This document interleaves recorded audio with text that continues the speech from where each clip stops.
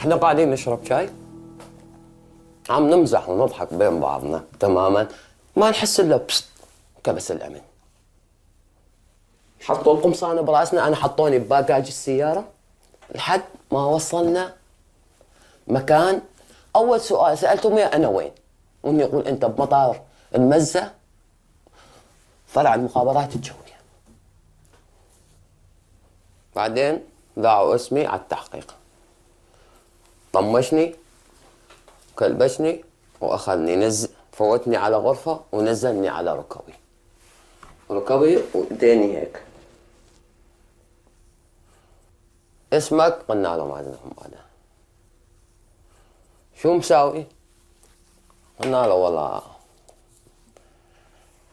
طلعنا مظاهرات يعني مظاهرات، تصوير، نقل اخبار كذا. فهمت شلون؟ نعمل هيك. قال بدك تعترف غير هالاعترافات هاي. قلت له ماني عامل شيء. قال لي شو كان نوع السلاح اللي معك؟ قلت له كاميرا. بكل وقاحة قلت له كاميرا توشيبا، وما شلت سلاح أنا، وأنا بكره حمل السلاح. وإني يقول لي ما بدي الاعترافات، خذوه. أخذوني مددوني بالأرض، كسروا لي ضلاعي هاي الأضلع، يطلع فوق ويدبج فوقي. تحس هاي طق طق طق طق طق طق أضلاعك هاي لو يقلبك بالعكس على ظهرك، يطلع يدبج فوقك. دفر على وجهك بكاس بالعصي. وانه يقول يبدو انك ما بدك تعترف انت بدك تعترف، ما اعترفت بدنا نقتلك.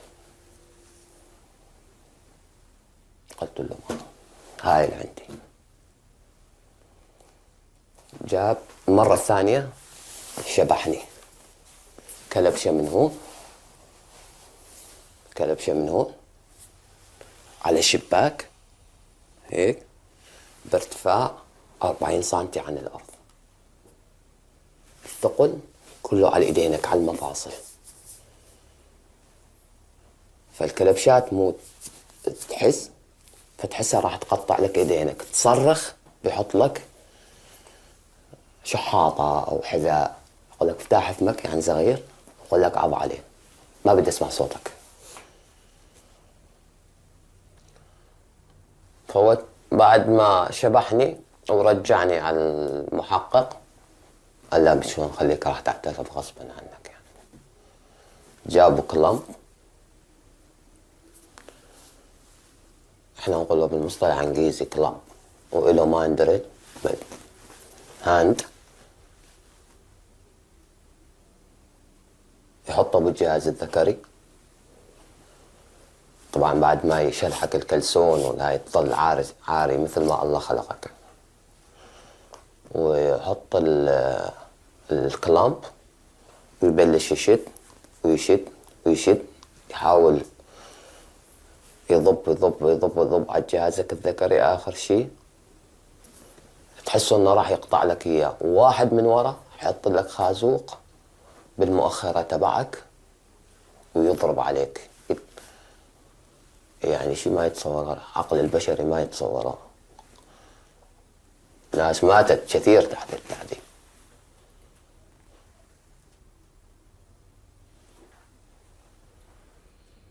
And how do you feel about the people who did that to you?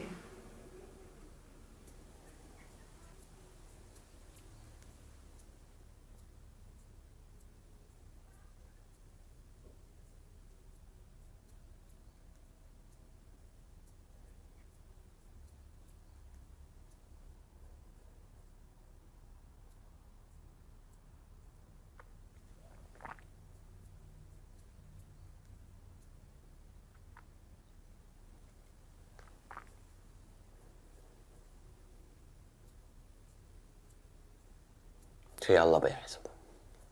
في قضاء بيحسبه. راح اسعى الا ما اجيبه مع المحكمة واخذ حقي بالقانون.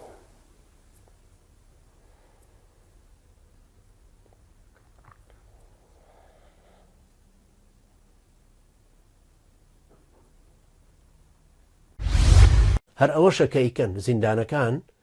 جەلادەکان عیسمەت ئەتروشی لە لای پارتی جەلادەکانی تر لە لای یەکێتی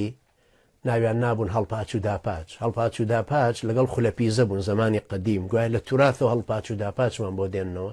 هەڵپاچ خەڵکی کەرکوو کە ماڵیان لای چاخانەی حەسیرەکە و ێستا لە ئیتالیا هەیە ڕەنگە هاتووێ بۆ ئەڵمانیا عیسمەت ئەتروشیش لە لای پارتی جەلادانی هەردوو لایەن تەعزیبدانی خەڵک ئەشکەنجەدان بۆم باسکردن وتم چۆن برایەکی بەڕێز کە 8 سەعات لێیاندا دوای ئەوە هاواریە کرد و ئاوم بدەنە ڕۆحم دەرەچێ دەبەیەکیان ئاو هەمووی کردە دەمیەوە دوای زەکەریشیان بەست بۆ ئەوەی ئاوەکە نەیەنێتەوە دەرەوە ئەنجا دوای ئەوە بەردەوام میزیە هێنایەوە تەسەورکەن دەبەیە ئاو هەمووی بووە بە خوێن لەگەڵ هەموو میزکردنێکی ئەو هەموو ئازارێککە ئەچێشێ ئەوە لای پارتی کەوە دەوڵەتتان بۆ دروستکە دەوڵەتێ لەسەر بناغەکەی لەسەر زیندانی لاکۆڵان هی ئەو شەهیدە هەمووتان بینیوتان لای یەکێتی دڕندە و وەحشی و سافل و سەخیف بەڵام لای دڕندەکانی پارتی حەقیر و سەخیفیش لەو خراپتر ڕوویداوە یەکێ لەو برانەی کاتی خۆی کە لە زیندانی پارتی تاغوتا بوو کە عیسمەت ئەتروشی سەرپەرشتی ئەشکەنجەکانیە کرد برایەکی بەڕێز 30 کەس لە جەندەرمەکانیان لێیاندا بە شەوێک 30 کەس کەسەکەش ماوە ئێستا دوای ئەوە هەموو گیانی بوو بە خوێن و دوای ئەوە لە نزیکی مردن بوو بۆ داوای ئاوی کرد کە ئاویان بۆ هێنا برایانی بەڕێزم دەبەیەکی 5 لیتری ئاویان بۆ هێنا و هەمویان کردە قورتیەوە هەمویان پێ دەرخواردا دوای ئەوە زەکەریان بەست بۆی میز نەکە ئەوە لای پارتی باسەکەم ئەنجا دوایی زەکەریان کردەوە کە هەرچی میزەکەی هەرچی معانات هەبوو ئەی چێشت بۆی میزەکەی لێبێتەوە دەرەوە بە خوێنەوە ئەوە وا نەزانن کە پیشەی دڕندایەتی و سەخافەت و حەقارەت و حیوانیەتیان گەیشتۆتە چ دەرەجەیەک و نەبێ ئەوانە ئێهمال بکەین و قسەی لەسەر نەکەین هەمووی ئەوانەی کە گەیشت بێ بە من بە وەسایق هەموویم هەڵگرتوون بۆ ڕۆژێک دێ زمانێک دێ پیشان بدرێنەوە بخرێنەوە پێش چاو ڕۆژێکیش دێ بزانین ئەم جەلادانەی هەڵپاچ و داپاچ کە ئێستا لە ئەڵمانیا خۆیان شاردۆتەوە دوای ئیتالیا شوێنیان یەکسەر بێنینەوە بە سەفارەتەکان بڵێنەوە بە حقوقی ئینسان بڵێنەوە بڵێن ئەمە ئەو دڕندانن کە خەڵکیان ئەشکەنجە داوە ئەو دڕندایەتی کە بەرامبەر بە هێمن محەممەد عەزیز کراوە ڕەحمەتی خوای لێبێ ئەوە پیشەیانە هی یەکێتی مەشهور بووە کۆنتریش خەڵک وێزانی پارتی واناکە پارتی ئەیەوێت دەوڵەتێک دروستکە لەسەر شانی خولە چەخماخە و کەمال و معرف چی لە دەست دەبیکە جەستەمان هەلا ناکەی باتوانی واناکەی 1000 ئیفادە ئیمزاکەین کە ئەو قسانەی هی ئێمەیە کە ئێوە خۆتان ڕێکتان خستووە ئەمان بن بۆ لای قازی هێوازانە ژنی ئەو کاکێ منە عەزیزە و شەهیدە بەرزە خوای پەروەردگار بە شەهیدی لە ڕیزی شەهیدی بەدر و حونەین حسابی بۆ کردبێ ئەوەی دەربەنی خان کە ژنەکەیان بر بۆ تەحقیق چۆنیان لێ کردبوو بە بزمار ئاوا سەر دەستەکانیان بە مێزەکەەوە قایم کردبوو قاچیشی هەروەها ئەجا قسەیان لەگەڵا کرد ئەشیان و دەدوین بۆ لای قازی ئەگەر ئەوانە نەڵی کە ئێمە پێمان وتووی لەوێ نەڵێ ئەوانە قسەی منن ئەتێنینەوە بۆ هەمان شوێن هەمان ئەشکەنجە و تەعزیب دوای مێردەکەشیان کوشتووە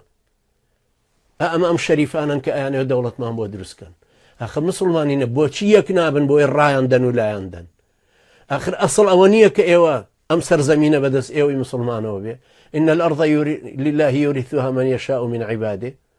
إن الأرض لله يورثها الصالحون إيه باشا صالح بن بوي بتوانن بکەوێتە بەردەستان ئەنجا بەم شێوە تەعزیبەش دوایی کە نەعلەکانی پێ لە پێ ناکرا بە زۆر لە پێیان کرد بردیانە لای قازیە مولحیدە مرتەدە تاغوتەکەی خۆیان وتی تۆ تەعزیب دراوی داماوەتی نەخێر ئیمزای کە بڕۆتەوە حکمێکی تر لەسەری دەرج ئەوە یەکێ لەو شەهیدە عەزیزانەم بیرە خاتەوە هی هەولێر کە لە زیندانەکە لە بەردەستی جەلادانی پارتیە ڕۆحی دەرچوو بوو 3 ڕۆژ بوو ڕۆحی دەرچوو بوو لە دوای ئەشکەنجەکەی ئەو برا عەزیزانە ژێرنۆڵن هاوارمانەکردم و کاکەژە ئەمە مردووە برا مردووە وەرن ئاوڕێکی لێبنەوە هەنوو لی گەڕن سەگ بابە خۆی کردو بە مردوو دوای 3 ڕۆژ هاتن مەیتەکەیان بردە دەرەوە شوێنی حەبلەکان هەمووی نانتوانی بوو بیکەنەوە ئەوەندە ئاوسا بوو بڕی بوویان پساند بوویان حەبلەکە کاتێک لێکۆڵینەوەیان هەبوو لیان دەپرسین ئەگە زۆریان لێ دەدەن زۆریان شکنجە دەکردن و هاواریان دەکرد خوا بەستە و خوا لێ مامەدە زۆر بە ئاساییدایان کوت وا چییە بڵم بەخۆی بێ یا پیانە خوا لێرە نێ ئێرە ئاسایشە و من پێم وایە ئەوانە گەر لیان پرسی دەڵێن سەرمان بچێن نوێژمان ناچێ بەڵام بزانن کە من دەم کوت گوڵبژێر کراون ئەو کەسانی لە ئاسایشیان دادنێن بە تایبەت ئاسایشی گشتی ئەو جورە کەسانە کە جەماعەتی زیاتر تێدا بوو 150-160 کەس بوونە بە کاتی خەوەکەدا کەوات فشاریان بۆ هێناوە بەستانی لەسەر کردووە کابراکرێتی هەناسەم نایە وتیان گویان نەداوە ئەو مراقب و حرەسەکەی ناو زیندانەکە کە بە خۆیان زیندانینە گوێمە دەیە بن و کاکە هەر ئەوەیە نەفەری بەرامبەری باسی کردکەوە چاوی ڕۆی ئەوە هەناسەی نایە دەچنە سەری دەبین بەڵە مردووە و حرەسەکە ئەگەر بانگ دەکەن ڕبەنی شەم نەبوو ئاستاندوو والله نەمر بێ بخۆم دەیکوژم شێوازی تاقیکردنەوەکەشی چۆنە هێنایەتی بە چەقماق دەستی سووتاندی تا بۆنی گۆشتی سوتاو هات یعنی ئەوەندەی نەکرد دەستێک لێرە دانی یا لەسەر دڵی لێدا سووتاندی دیتی هیچ بزوتنەوەیەک نییە دەستی کەرەبتە کرد و لە ڕاکی شاڕۆی تا بەیانی هەر بە کەرەبچەوە بردویانە لای دکتۆر بەڵک پێێتەوە مردووە بە کەرەمچەوە جەنازەیان بردوتە لای حاکمەکەش نووسێتی بەڵەوە مردووە لە دەستی بکەنەوە نیوە شەوێک ژنۆمێردێکی گەر غەڵەت نەبوو مسری بوو بە منداڵێکی 3 ساڵەوە داخوا لەسەر چی لە دیسکۆ گرتویانە ینی بڵان وەک مادێکی هۆشبەر بێ حەبێکی خواردێ بە هەر شێوازێک ئەو ژنۆمێردیان گرتو هێنیان ئاسایشی گشتی کە ژن نابێ بێتەوێ بۆ مناڵی 3 ساڵە چۆن دێنێوێ چاوی ژن و پیاوەیان بەس بوو و لەبەر چاوی منداڵەکە لیان دەدا بۆ منداڵە دەگریا و هاواری دەکرد بە دەنگی زیخە و گریانی کە دەهات بوو ئمە هەموو دەستیان گوێیان گرت بوو کە گوێیان لێ نەبوو بەڵام هیچ چارەیەک نەبوو یعنی ئێمە هەموو بۆ خەری گوشێت بین بووی ئەم دڕندانە ئەم وەحشیانە ئەم بێدینانە ئەم بێ ئیمانانە ئەم تاغوتانە ئەم فرعەونانە مسلمانە بێ ئاوا سەیریان کە لە سەرەتاوە بێت دیدڕون بی بۆی بزانی ئەبوو جەهلی بەرامبەرەکەت چێ هەتاکو بزانی داوەکە دەکەی بۆی بزانی فرعەون چێ هەتاکو بەلاغی موسای پێگەێنی هەتاکو ئیش لەسەر ئەماکەی شعب بۆ لە خزمەتی بەرنامجەکەی تۆیابێ ئەو شعبە مسلمانە بۆ لە خزمەتی تیرۆریسیەکەی تۆیابێ کە تۆ تیرۆریسیەکەی شعبێک لە دەربەنی خان بۆچی بێ خەبەر بدا بۆ تۆ بە تۆ بڵە وڵاو کاک هێمنە ئێڕەهابیە چی لێ دیوە سیلاحی پێبوو هجومی کرد بۆ سەرتان لێی کوشت بوون ئەی بۆمە ئەساتە لەژێر تەعزی بۆ ئەشکەنجەی ئێوە کوژرا دوای مەیتەکەی بۆ نادەنەوە 13 مەیتی ئێمەشتان هێشتا لەلایەوە بێ ئەوە بزانن کە قەرزارن ئەبێ پێشمان بڵێنەوە کە ئەو مەیتانە لەکوێن چۆن لەژێر تەعزیبی چێتان ناکوژراون هەروانەی سلێمانی ئەڵم نەک ئەوەی هەولێر بۆ ئێمە هەروە بە ئاسان لەو هەموو شەهیدەی خۆمانە بورین 2000 قسوور شەهیدی خۆمان بە سەدانمان بە دەیانمان لە زیندانەکانی پارتی وێچێتی سەریان نایەوە هیچ کەسە نەیزانی چۆن کوژراون لە ژێرە شکنجەیە ئێمە جوامێرین پیاوین برایەتی دینی خۆمانە پارێزین بەخوا تامرین هەر بە دوایانەوەین و هەتا حەقی خۆشیان وەرەگرینەوە ئەنجا هەگاشتان لێ لەو زیندانانە خەڵک لە چمە ئەساتێکایە لە زیندانە یعنی ئەوە تەسەورکەن برامان هەیە ئیسلامی لە سویدە لە سویدە لە زیندانی پارتیە یەزیدیان بۆ هێنا و بۆی سواری بێ فاحیشەی لەگەڵا بکە و چاوشکێنی بکە ئەوانەش ڕۆژی خۆی دێمە لەفەکانیان بێنینەوە پێش یەکێکی وەکو کاگۆلی زاخۆیی لە 1999 باسەکەم 1999 لە جادەی سایلۆی هەولێر گرتیان و بردیان پاراستن لە تەکسیەکە لە سیارەیەکە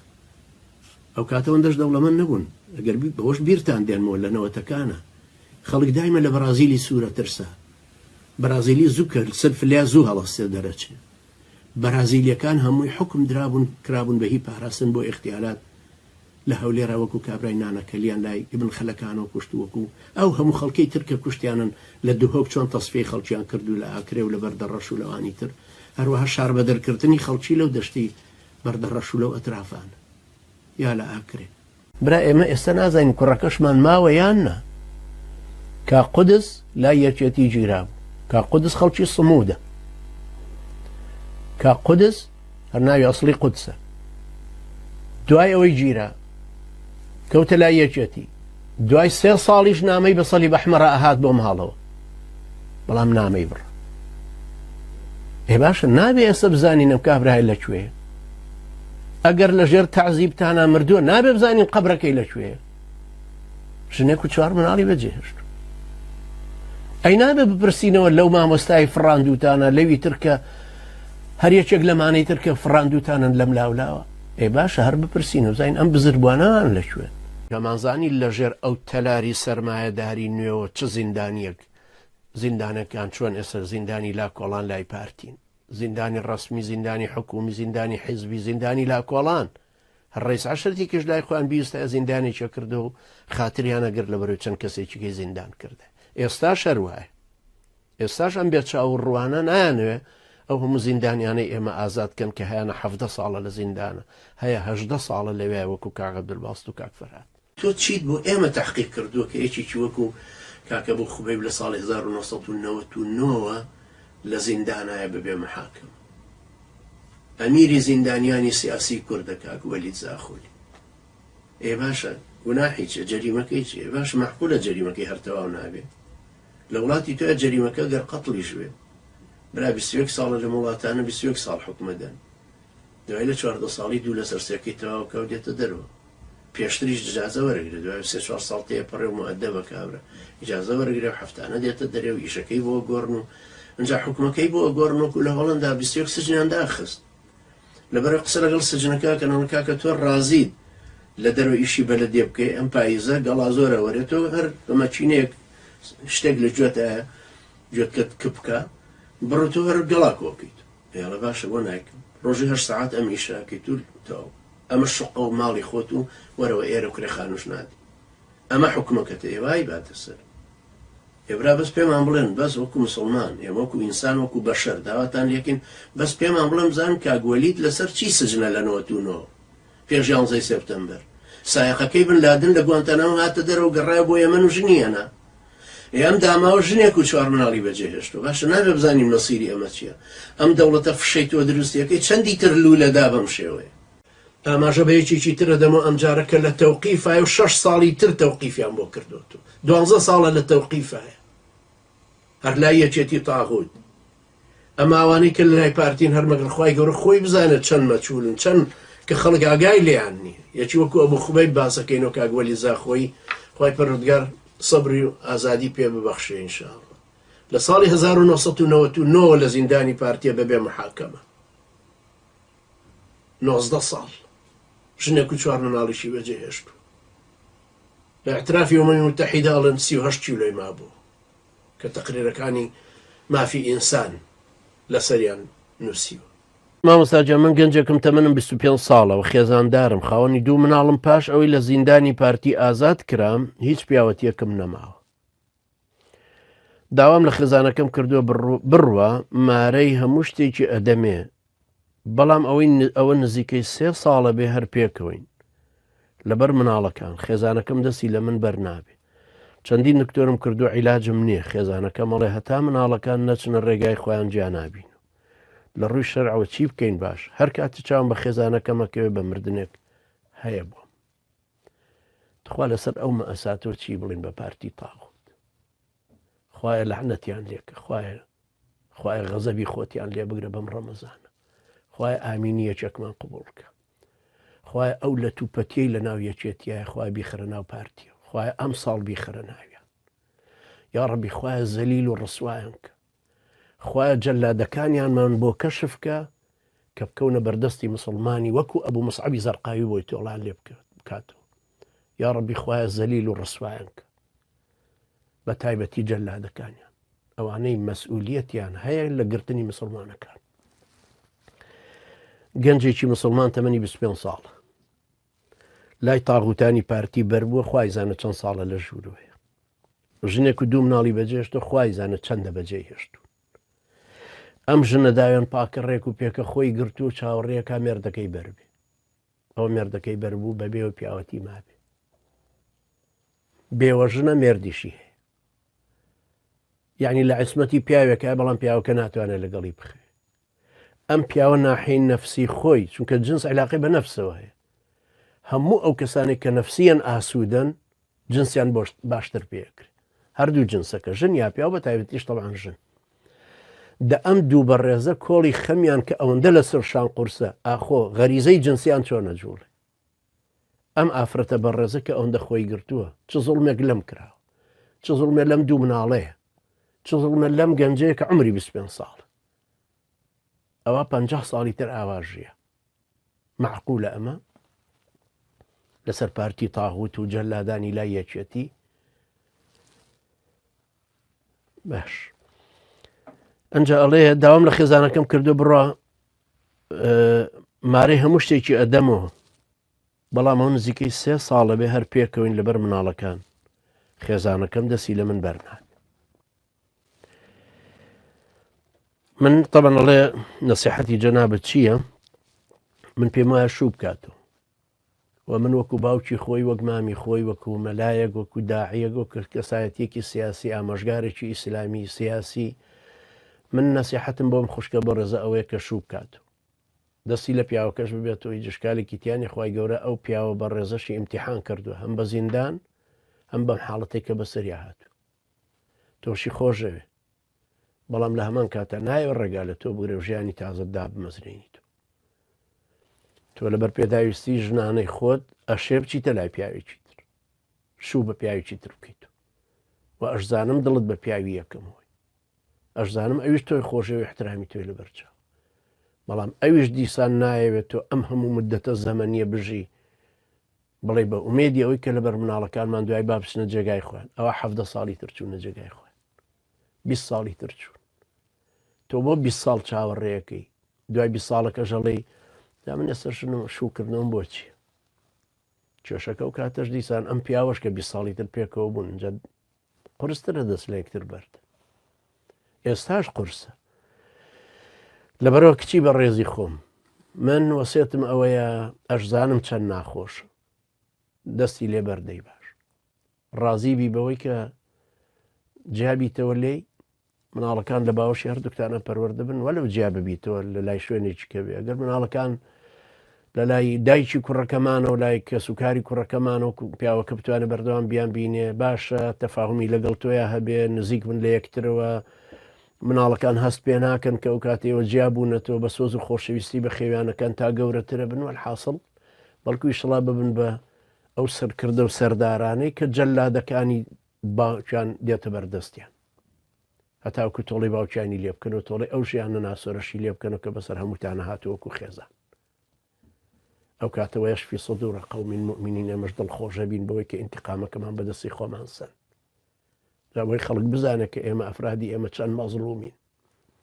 چەند ساڵیشە لە معانات ئاناین لە زیندان لە ناسۆر لە مەحرومکردن لە کەناردان لە هەموو شتێکی ژیان جاڵێ ئەوانە توندڕەون ئێمە توندڕەوین کە ڕقمان لە پارتی یەکێتی تاغوت و ملحید و بێدینە ئێمە ناتوانین مە ئەساتەکانی خۆمان باسکەین و چکە هێشتا ڕەبتە بە زیندانیەکان و ڕەبتە بە کەسەکانی ترەوە ڕەبتە بوانی کە لە زیندانیش دەرچوون ئەومە حاڵەتەکەی وایە بۆی باس کردووی جام بە ڕێزا لە هەر کاتی چاوم بە خێزان مەکوێ بە مردنێک هەیە بۆ من چکە ئەوەندە بەزەیی پیادێت خۆشی مقەسەرنە بۆ بەرامبەری لەبەرەوە من پێم وایە بە ڕێزجان ئەو کچە بە ڕێزەمان شوو بکاتەوە خی گەورە جەزای خێری تۆش بداتەوە سەبرت گرتووە سەبریش بگری و جوامێری خۆشتەکە ئەڵێ من مارەی هەموو شتێکیشی ئەدەمێ ئیمتیحانێکیشە بەسەر هەردوو لاتان هاتوو سەبریشی لەسەر بگرن و دڵنیا بەلەوە کە کچەکە شوش بکاتەوە ئافرەتەکە ئەو خۆشحاڵی بۆ دروست نابێت کە یەکەم جار لەگەڵ تویا بۆی دروست بوو خی گەورە هەموو خۆشی و بەختەوەریەک لە پارتی تێکدا لە هەموو ئەوانەی لایەن گریشیانن لە هەموو ئەوانی تەبەڕاشیان لێنە خی گەورە ئێمە شوێوەش سەلامەت و سەرکەوتوو بکە و جارە خۆمان لە ناخا بگۆڕێ عبودیەتی خۆی لە دڵ و دەروونمانە ئازادمان کە لە ناخی خۆمانە بۆی بتوانین ئازادی بە یەکێکی تریش ببەخشین خی گەورە یارمەتی دەری ئێمە بێ سەرکەوت و سەلامەتمان کە و پارتی وێچێتیش ڕسواکە بە هەموو معنای کەلیمەی ڕسوا بوون هەروەکو قەزافی و سەدام و بەشار و عەلی عەبدوڵڵا ساڵح و ئەوانە بیان بینینەوە هەروەکو چاوشیسکۆ بکەونە ژێر پێی گەلەکەمان هەروەکو نەجیب وڵڵابی بینین هەڵواسراوە بە عەمودی کارەبایە بە دەستی تالیبانێکی ئەهلی ئیسلام بە پشتیوانی خوای گەورە